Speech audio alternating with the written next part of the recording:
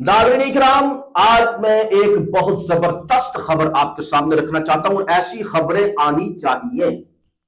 आस्ताना आलिया बिनवा शरीफ के बहुत ही जबरदस्त खतीब और पीर हाल की बड़ी जबरदस्त आवाज खताबत के हवाले से भी, और यानी कि रूहानियत, नूरानियत, जिस्मानियत, इन सब के हवाले से मारूफ मसरूफ शख्सियत मेरी मुराद पीर सैयद फैजुल हसन शाह साहब दामत बरकातुहुम आलिया। अभी मुझे खबर मिली है कि फैसलाबाद के अंदर कोई प्रोग्राम था, या किसी भी इलाके में हो सकता है, लेकिन खबर बड़ी सच्ची है। वहां पे एक मौलाना साहब आ रहे थे, खतीब साहब आ रहे थे, जो कि शान सहाबा के बारे में, उनके अकायद और नजरियात में जो ना कोई कमी देखी गई है। मैं सलूट पेश करता हूँ पीर सैयद फैजुल हसन शाह साहब को कि उन्होंने ये कदम उठाया।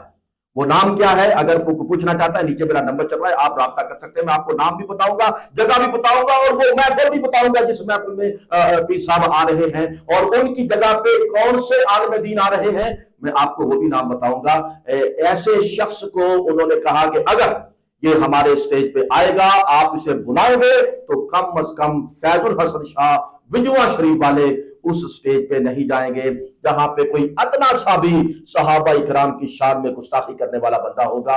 हम नहीं जाएंगे। नाज़रीन इकराम, पहला कदम पीर साहब ने उठा दिया है। अब हम देखेंगे कि ये काफिला किस तरह और किस रुख को चलता है, कब तक चलता है और कितना चलता है। मेरी दुआ भी है और इल्तिजा भी है, इस काफिले में शामिल हो जाए।